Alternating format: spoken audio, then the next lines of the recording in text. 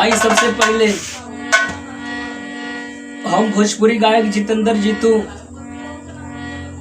जे भी वीडियो हमारे देखा था हम सबके पैर छू के प्रणाम करतानी।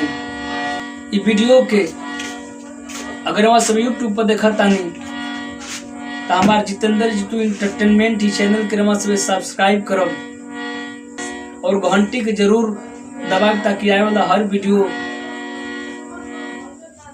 अरुआ तक पहुंचे। वो गीत रमा सब के बीच में हम सुनावे जाता नहीं, आशा ना विश्वास बाकी गीत रमा सब के बहुत पसंद आई। हर लगन चलता एकदम सीजनी चीज रमा सब के बीच सुनावे जाता नहीं। एक जना के गौना भइल बा, सुहाग वाली सेज पर दोनों बाणन बतियोते बतियावत भोर हो गई बा, बेरा दूसर हो गई बा। दुल्हा अपन बहरी जाए के बयान कलन तले दुल्हन धल दिलस। अधह के सेज पर दुल्हन कहती है कैसे,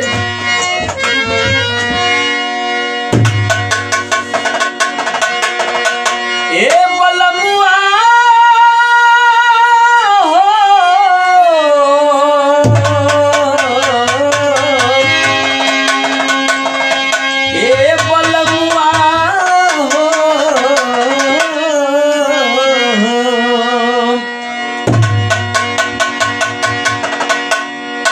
दुल्हन कहते के बलमुआ कि हमार सोरा हो सिंगरवा सिंगरवा राजा जी हो,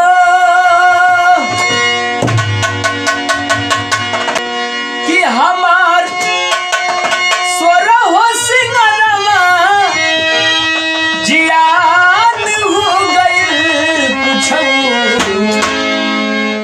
हे कुछऊ आ कहिबो न कैला बिहान हो गई कुछऊ कहिबो न कैला बिहान हो कि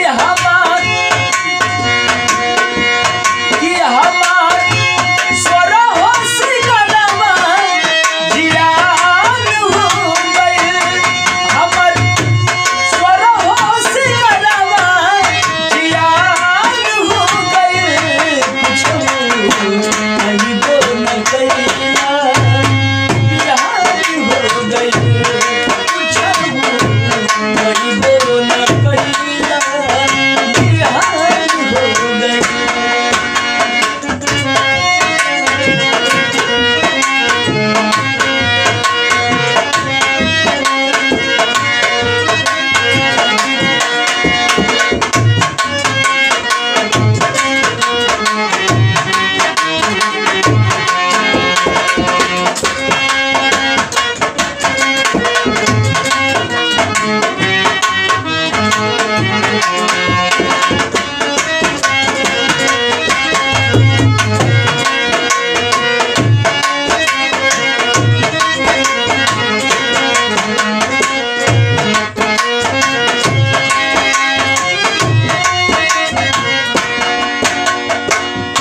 और ये दुल्हन कहती के बलमुआ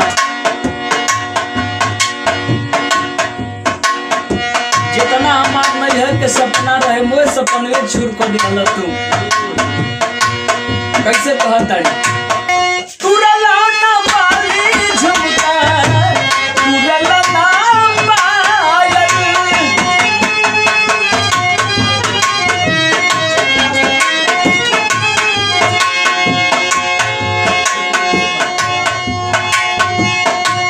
ठीक से ना कैला ये बालम, ठीक से ना कैला बालम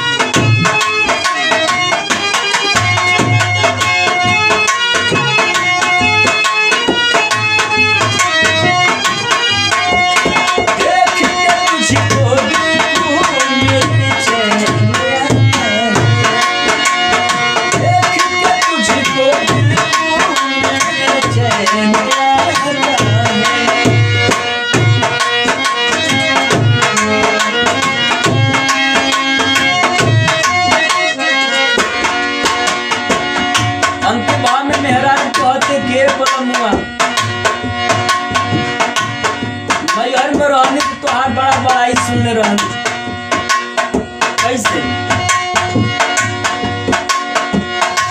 नरी हरि में सुनली रहली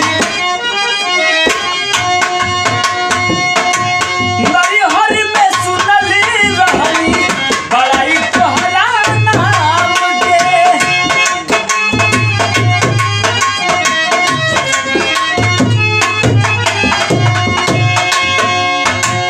हम नहीं जाननी सैया नहीं खगवनु का